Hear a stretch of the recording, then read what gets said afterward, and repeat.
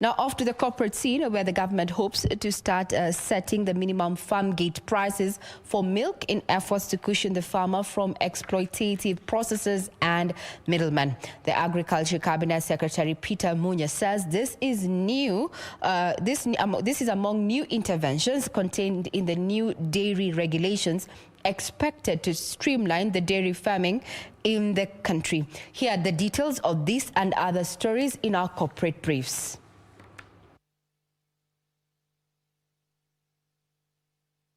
Can get further details in regard to this particular story in regard to our corporate scene. You can get them on our website at kbc.co.ke. But further on, let's now focus on matters of manufacturing. This happens to be among the pillars of the government under the Big Four agenda. So what are the prospects in 2021? O'Brien Kimani conducted this interview with Chris Diaz of Bidco Companies to just set the pace in as far as manufacturing is concerned. Here's this particular report, or rather interview, as prepared by our very own O'Brien Kimani. In March of 2018, African countries signed the African Continental Free Trade Area Agreement that brings together more than 50 countries in a bid to jumpstart intra-Africa trade as well as liberalize their markets. Almost 3 years down the line, what has this trade pact achieved?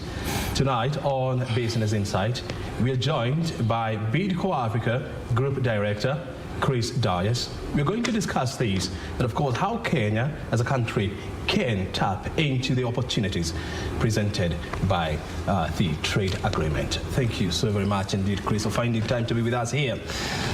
When you look back at the last 3 years of the trade agreement, what conclusions do you make? Thank you very much, O'Brien. It's wonderful seeing you, and you're keeping safe, and you're coming out to the manufacturing units at our operations, and thank you for inviting me to studio tonight. So the African Continental Trade Agreement remains a very important trade regime that is going to be the largest single market in the world, and also to give the Africa nations an opportunity to trade between each other. In the last 3 years, and the Africa Continental Trade Agreement significantly commenced in January 2021, has seen a lot of progress because a lot of the vision of the presidents of the over 54 countries in Africa have put together a growth strategy, and the combined GDP of the Africa coming together is US dollars 2.5 trillion, nearly 3 trillion US dollars. This is a very strong way of consolidating trade.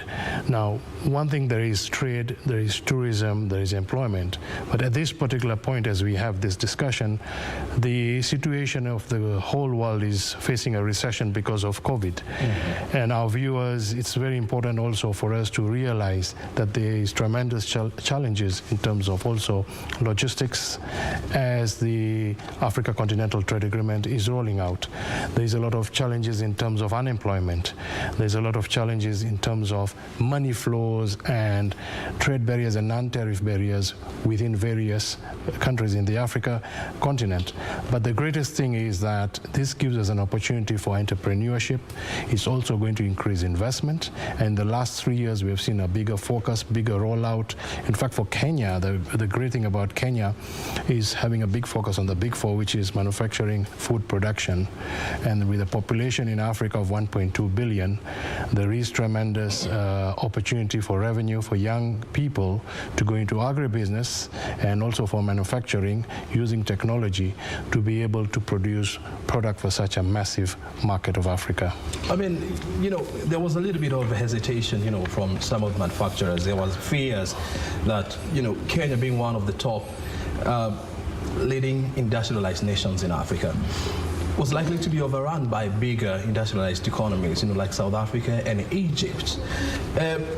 As a manufacturer and as an industrialist, were these fears grounded on any fundamental grounds? Well, if we look at what is happening currently and what we were thinking a few years ago, definitely COVID has slowed down a lot of investment and industrialization. But if you look at Kenya, for example, the roads, the infrastructure, the route to market is encouraging manufacturers now to invest heavily, especially using technology. Kenya is leading in using artificial intelligence, robotics, and manufacturing today is one of the biggest employers in the country. So we feel strongly that the challenges that we are facing also means that there is opportunity because there is demand, and demand is coming from a high population, a high young population that is looking for very innovative products using technology behind the manufacturing of world-class products. So the opportunities are there for manufacturers, but again we are facing a lot of challenges from costs. We have to look at least cost processes, we have to look at being competitive. Mm-hmm. And one of the challenges that we are facing is the cost of power, the cost of getting products to market, mm-hmm. and then also when you're exporting, which really brings a lot of US dollars in terms of foreign exchange earnings into Kenya or into the other African countries, you're finding the cost of transportation, the delays at the borders are some of the challenges that manufacturers are facing continuously. Mm-hmm. It's good that you're bringing in the issue of, cost of power in Kenya, and manufacturers through their lobby groups, in the name of Kenya Association of Manufacturers, Kenya Private Sector Alliance, among others, this is an issue that they have decried for many years. But we have seen a progressive reduction in terms of power tariffs to the current about 14 US cents per kilowatt hour. Is this good enough, to compete with countries like South Africa, like Egypt, like Morocco? Well, we're still finding other countries are very much lower cost in terms of power. But then the manufacturers across the world, including ourselves in East Africa and Kenya, we're using more renewable energies. Ourselves, we produce power using agro-waste. The other manufacturers are now innovating to use solar processes. So a lot of changes in terms of costings. If power is not going to be competitive, to make our products competitive to manufacture, we will look at other sources of power. But again, I must thank that also there have been incentives and tariffs, especially for lower tariff and power costs to produce night hours and also to encourage more employment. But again, O'Brien, we are facing a lot of challenges with the curfew, mm-hmm. and the movement of people at night is limited. So these are some of the challenges that the manufacturers have to overcome in terms of keeping people have to come before the curfew and leave just after the curfew in the morning. Mm-hmm. And we also know that Kenya has rolled out in 2017 the Big Four agenda, and one of the priority issues is how to ramp up manufacturing. And the clarion call has been for Kenyan companies not just to expand within, but also to expand without. When you look at the share of intra-Africa trade between Kenya and Africa, it's about 17%. Where do you see opportunities, to expand this basket? Sure, that's a very good question. If you look at Europe and you look at Asia, between 59 to 69%, they trade among themselves. Mm-hmm. So here is a very good opportunity within the Africa market, as I mentioned earlier. High population, high growth, high urbanization, high demand for products and services. The use of internet penetration is also getting stronger in Africa. So that means just as COVID is also bringing a lot of challenges, there's a lot of e-commerce, a lot of home deliveries that's going to happen. So the route to access, you can see there's a lot of roads being expanded, and you also find that we can move products to market in a faster and a better way. There's also the seamless connection between various custom unions across the regions that is making it easier for us to do electronic and digital documentation. But the opportunity is going to come now for food, hygiene, agricultural produce, because Africa is very strong in terms of value addition. We can produce wheat, we can produce soya, sunflower. These are the products that can be grown and then taken back to the manufacturers, give revenue to the farmers and develop agriculture. Mm-hmm. At the same time, it's also cost effective to have value addition where you get competitive raw materials within your nation. So this will create more competitive pricing, and And then again, when we export, because the Africa market is huge, each country is going to earn foreign exchange in terms of export in US dollars, and then you can also be able to grow your markets, you can grow your customers, which means more revenue for the manufacturers. The manufacturers can employ more people. At the same time, manufacturers are also creating entrepreneurship through their distribution and appointing new distributors as they expand manufacturing. So the Big Four is a very important agenda that needs to be kept focus on.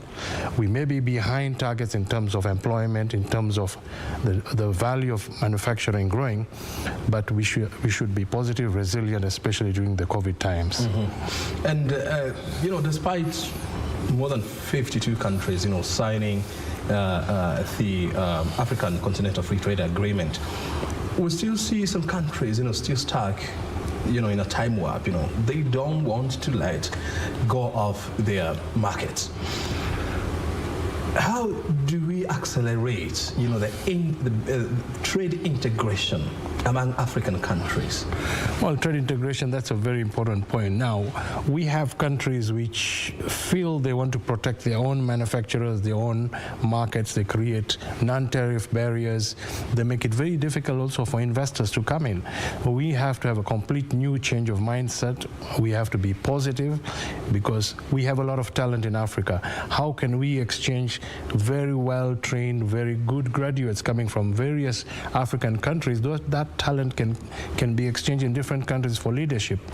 And so it is very, very important that we must think global, we must think intra-Africa, a time of change. The future is Africa, and how Africa can trade now with the rest of the world and also trade among itself in a different way, because our balance of trade, we are importing a lot of products from Europe, from Americas. It's time we exchange goods and services and raw material and exchange people and have free movement. That would also help us. Our tourism, when our tourism is down, Kenyans go to the hotels or Ugandans come to Kenya. That really helps the tourism, because we can't see our hotels closing down. We need to have employment, and we got to support our tourism facilities. Bidco Africa, is a good example of an indigenous company, growing and expanding, its base, to other African countries. Right now, you're in 4 African countries, with distributorship spread about 22 countries. You have definitely few lessons, that you have learned in entering these new markets. What would you advise Kenya or other, companies who may want to venture into other African countries? Well, first, Bidco is a great company. It's an award-winning company, and it's a huge conglomerate that is right across the many African markets and continues to expand. We are now going into juices, carbonated soft drinks. We do instant spaghetti. We are market leaders in oil and soap. We are doing many other new products. So I think the most important thing is to be brave and strong, and to be very innovative. Mm-hmm. Secondly, Bidco uses a lot of Kaizen in terms of zero wastage. These are the areas where you can capitalize on your processes and also innovate products. This is a continuous understanding and research on what the customer is looking for, and we can produce really world-class brands. Again, I think it's very important that companies have to integrate with the mama bogas and smaller cottage industries. So Bidco buys a lot of its raw materials from the farmers, and then it distributes all the way down to the kiosk level, and it involves a lot of people in the market. It creates a lot of employment. So how do companies and small companies come together is to create partnerships. My advice is for people to come to Bidco, work together, create strong partnerships, both in agribusiness, both in women leadership. We have partnership with women in business. We as Bidco now have also signed with UN Women to employ, and our goal is to employ 50% women in our operations. So it's important to integrate the community and also give back in terms of CSR, and to use a lot of technology in terms of world-class operations. Of course, by the fact that, you have managed to set up base, in about 22 countries where you sell your products, one might want to imagine that it has not been, this is not a feat, this is not a mean achievement, definitely. I mean, you have to undergo through various, challenges, along the way. But the fact that you are there, it means that you have managed to, jump some of these challenges, and of course some of them bypass them. What significant lessons have you learned in your journey in going into other African countries? Well, we've learned a lot of significant lessons, and you'll find a lot of people from the industry face that. One is you get tariff barriers, non-tariff barriers. You get a lot of resistance, even when different markets. So is to understand the culture, understand the taste, and do a lot of research is how you present your products, how you market your products, the language you communicate. That is very important. So we have also learned a lot of having very good relationship with different customers. We have good CSR programs. We engage with the governments. We engage with all the stakeholders. That is very important, that you have a relationship with your consumers and you're able to produce new products and go into new different lines of products, because it's very diversified with over 40, 50 brands with hundreds of different SKUs that can be very affordable right to the common wananchi. So we really focus on everyone, on different pockets, so that we're able to fit into both into industrial products, consumer products, bulk products, and then we were also leaders in fortification in Kenya, and so all our products are healthy, and our tagline is happy, healthy living. So a lot of new health products, hygiene products, and detergents, soaps. These are the areas and lessons we have learned. The consumer is strongly caring about health, and we are focusing very much on the health of the consumers. In your previous life, I mean, you used to be an ambassador of Branding Kenya. You used to be with Brand Kenya. And one of the agenda was to brand Kenya as a manufacturing hub. When you look at the steps that we are taking towards making this country a newly industrialized nation, by the year 2030, are you convinced that we are making the right steps and heading into the right direction? Well, first I would like to answer that question by extending a thank you to President Uhuru Kenyatta and his government. They have made a very conducive environment for private sector. The private sector drives the economy of Kenya. If you look at our GDP, most of it is coming from private business, from common wananchi, from cottage industries. So yes, we are in the right direction, but we are facing a lot of challenges. One, costs. We are facing a lot of costs that we need to make it more competitive. Our products need to be more affordable to the wananchi. Kenya, like the rest of the world, is going about cost. You're talking about cost of power? Cost of power, cost of, look at policy, at taxes and incentives. Because manufacturing is heavy capital investment, so we also got to look at how big incentives can be brought in for more investment and for more joint ventures to come into Kenya. So we see a lot of progress. We are in the right steps, and you will see that a bigger focus on the big four, both in terms of health. Our health, education are very important. I think we need more investment into education. O'Brien, I'm seeing we have a lot of talent, but a lot of people cannot go to school because of COVID, so we need to invest in computerization, digital and online platforms, so they can learn from home. As they progress, there are a lot of more Kenyans who can go to universities and they can do it online. So a lot of that talent can come into manufacturing, to be employed, to be entrepreneurs, and also to have a healthy community. Especially now during the COVID time, we need to have a very, very health protocol to keep our communities safe. When you look at statistics from the African Union Commission and Organization for Economic Cooperation and Development, they will tell you that if African countries were to remove all barriers, all trade barriers, all tariff barriers, the economy of Africa would grow by between 3.5%. Additional growth will be between 3.5% to 4%, in a span of 5 years. Is it that African countries, are not seeing these opportunities? Well, the African countries understand and see these opportunities, but we also have to appreciate. For example, let's give a good example of aviation. We have the single transport markets where everybody can fly to each other and take cargo and people seamlessly. And this is an area where we need to improve in terms of our mindset. I think the African leadership is very good, is very positive. We are looking at growth. They are encouraging a single market of Africa, but we don't have the infrastructure, the navigation, the runways. For example, in aviation, that has to be big investment, big development, having the right safety equipment so that more airlines can fly among each other.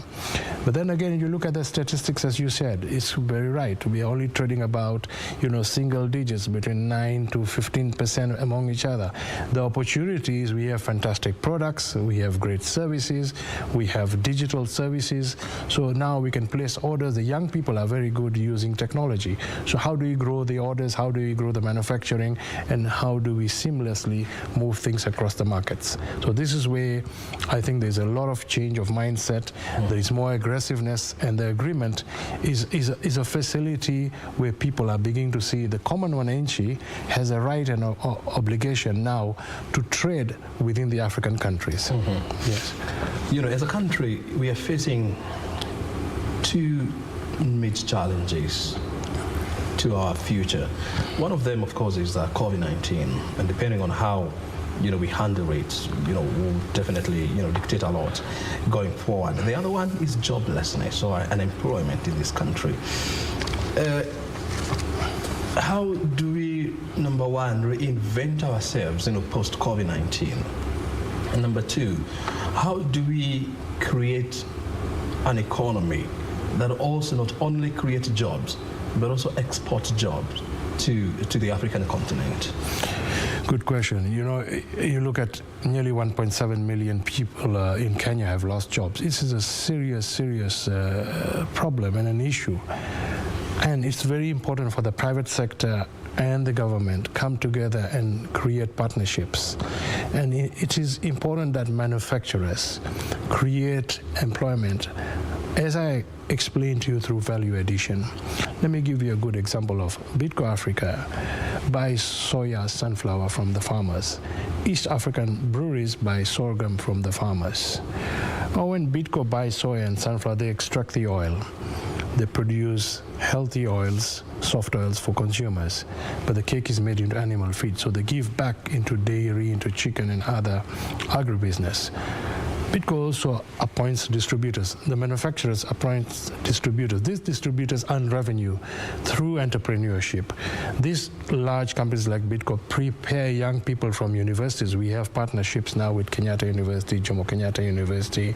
We signed with Mount Kenya University. So all across the regions, these are talent that can now be exported into Bidco Uganda, into Bidco Tanzania. So forth, even Bidco Tanzania can give leadership into Bidco Kenya. So this is where great talent is exchanging opportunities and bringing new ideas and more innovation. And then it's very, very important that we use world-class processes. The manufacturing lines today are all moving through robotics, but who runs the manufacturing lines are Kenyans. They've been trained, developed, and I'm very proud to see that Kenyans run these amazing facilities, and so in the other African countries. So there is a great movement of talent and also skills development. A lot of university students don't have jobs, or they have to become entrepreneurs. It's very important in the Africa Continental Agreement we develop entrepreneurship programs to have these young people to be distributors and earn revenue and not just remain idle without jobs. In the interest of time, because we have to come to the end of this interview, Kenya is also recognized as a hub of innovation, and is the home of M-Pesa, the revolutionary mobile money platform. How do we leverage on our innovation to capture the African markets? Well, that's another brilliant question, O'Brien, and I like that because, for example, Kenya is one of the best geographically positioned country in the Continental Agreement. We are right in the center. We have good weather. We got the sea line for our port, so we can develop and incubate top down, bottom up. Both the government, the private sector should create ownership, innovation, and centers of excellence.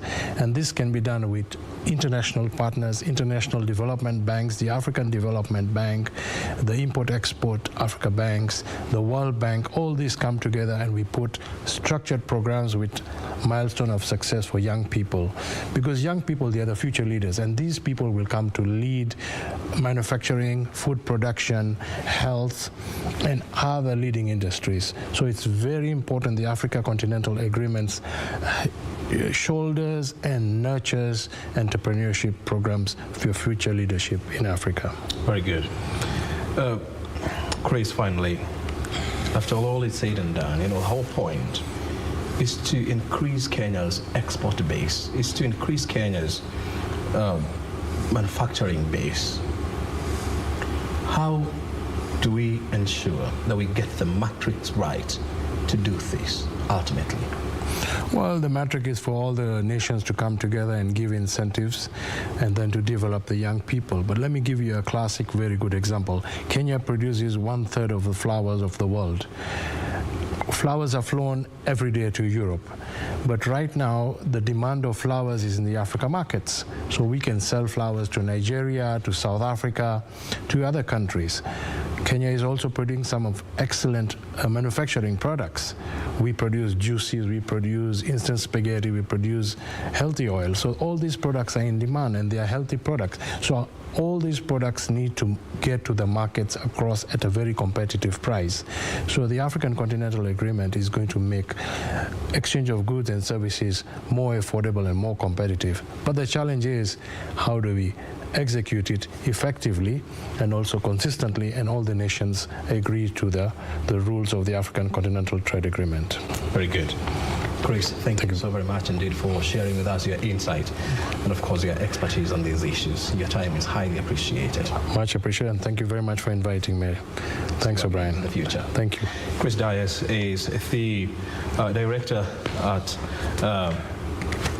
Bidco Africa Group, joining us here on Business Insight to share with us some insight on how Kenya can take advantage of the African Continental Free Trade Area. Number one, to grow its manufacturing base, and number two, to expand its export markets. And of course, you have heard from his insight. My name is O'Brien Kimani. You're watching Business Insight. Back to you, Regina, in studio.